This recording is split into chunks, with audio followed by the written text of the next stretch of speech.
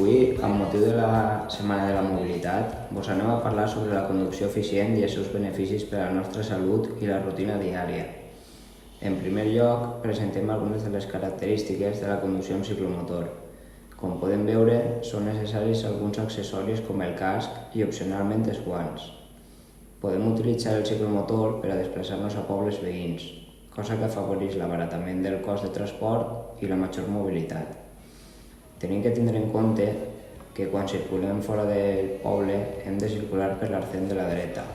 Dins del poble hem de tenir cura amb els possibles obstacles que ens trobem durant la circulació, sobretot per a aquells vehicles estacionats en segona fila i els peatons. Sigues conscient del teu valor.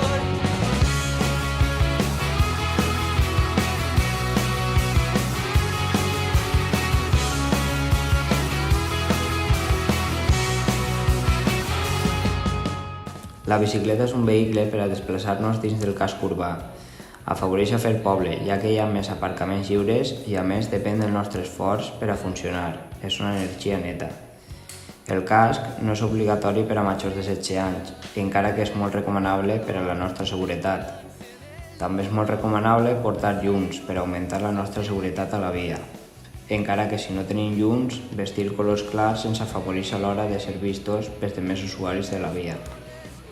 I ja per últim, degut a que la nostra velocitat és menor a la resta dels vehicles, és recomanable circular per el carril bici en cas d'haver. En el seu defecte, hem de circular per la part dreta de la via. Sigues conscient del teu valor.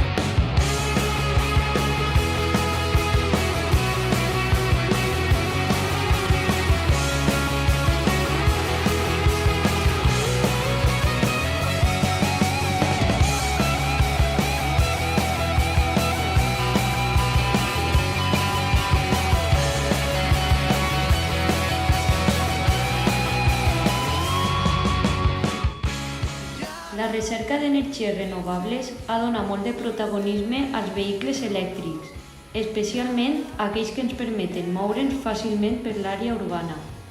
El patinet elèctric està al número 1 en aquest tipus de transport. Ha vingut per a quedar-se, està clar que és una aposta per al futur. Us expliquem un poc com va, val? S'encén i s'apaga pressionant aquest botó del manillar. Pel que fa als controls, poden variar amb el model que utilitzem. En aquest tenim l'accelerador a la dreta amb el color blau i el freno a l'esquerra amb el color roig. També el podem frenar amb el freno de peu en cas d'emergència. Per a carregar-lo només cal obrir aquesta llengüeta. Si volem plegar-lo, cal pressionar amb el peu el botó inferior i fer el manillar arrere.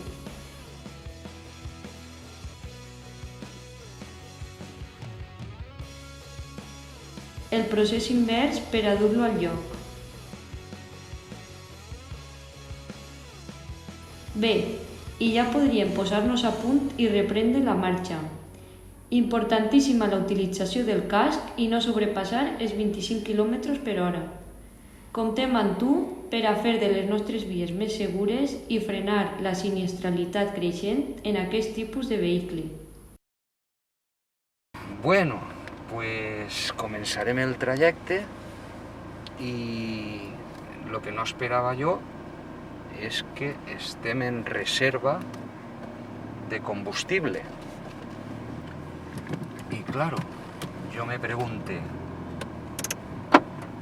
¿y esa energía que me fa falta para moure el vehicle està acabant-se?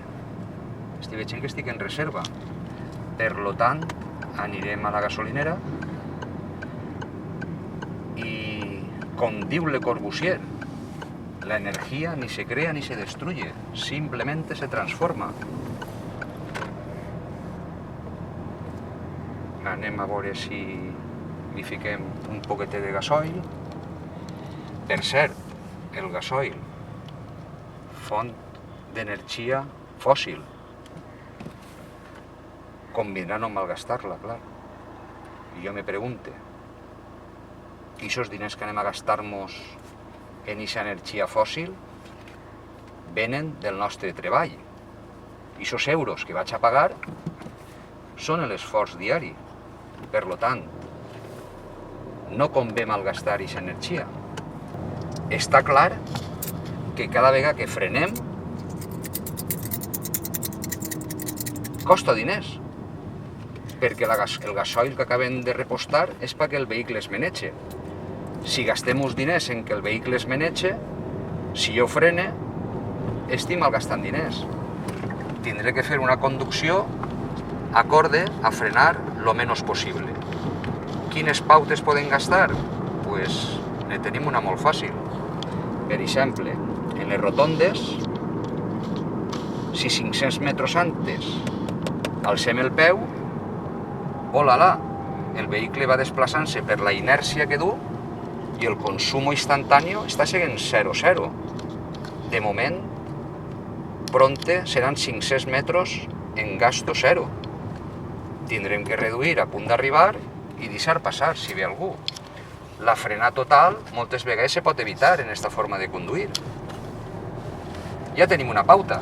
500 metres antes d'una rotonda, deixar d'accelerar, consumo 0 i ahorro energètic. Menys contaminació, menys gasto.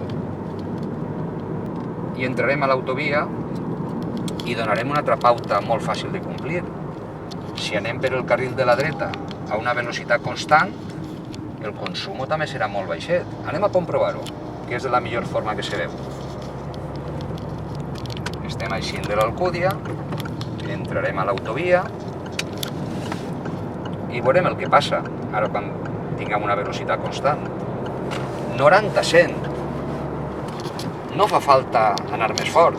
Ja sabem que en les autovies podem anar fins a 120, però fer un trajecte 90 o 100, estem parlant de minuts de diferència en un trajecte d'autovia, de córrer a no córrer. Anem a comprovar-ho. Ara mateix anem a 90, anem a ficar 95, anem a ficar velocitat de crucero i anem a deixar-hi el cotxe en aquesta velocitat. Avui en dia la majoria de vehicles turismes porten a velocitat de crucero. El chauffeur no té que tocar ni el acelerador siquiera y el consumo es a velocidad constante.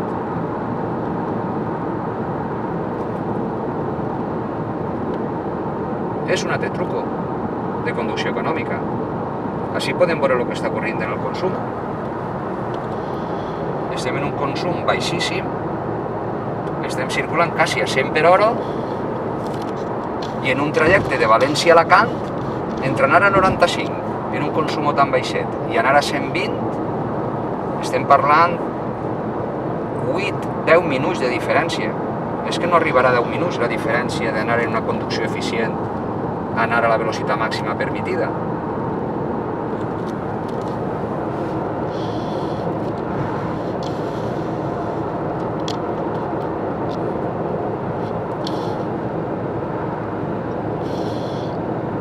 I la tranquil·litat d'anar per el carril de la dreta, vas un poc més fort que els camions, ne pilles poquets,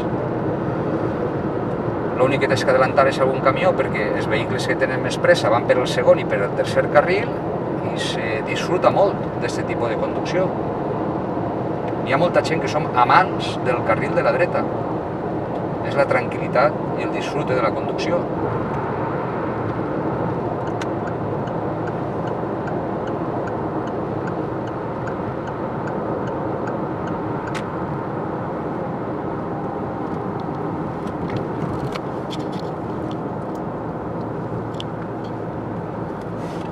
Desde luego la conducció eficient, la conducció econòmica, és un altre pilar en baixar la contaminació. També ha vingut per quedar-se. Són cada vegada més conductors, conductores les que estan a favor i l'estan practicant. Jo crec que avui en dia tota la gent que s'està traient el carnet per primera volta se li està ensenyant, en l'autoescola on estiga, aquestes pautes de no accelerar de cara a la rotonda, de circular a una velocitat constant en autopistes i autovies, que no siga la màxima permitida. I entre tots, poquet a poquet, ho lograrem. fijemos que la conducció eficient, mitjanament ben feta, estem parlant d'un ahorro entre el 15 i el 20%. Però bueno, anem a quantificar-ho, el que significa ahorrar entre el 15 i el 20%. Una persona, en quant a depòsits, pues cada 4 depòsits ne té uno gratis. És per quantificar el que supon la persona que està fent la conducció eficient. Lògicament, al fer la conducció eficient, que és una conducció més tranquil·la, més sossegada i de més disfrute, tens menys accidents, tens menys perill, tens menys estrès. I parlem un poquet de l'estrès en la conducció, perquè dins de l'abanico de beneficis de la conducció eficient han quedat menys contaminació. Estem parlant d'un ahorro quantificable en la butxaca de cada un, i ara estem parlant de menys estrès. Ja són 3 beneficis els que estem veient de la conducció eficient. Bueno, esperem que la conducció eficient siga algo que te pugui interessar, confiem que tu també te sumes a tota la gent que ja estem practicant-la i entre tots un poquet pues, podem fer un molt.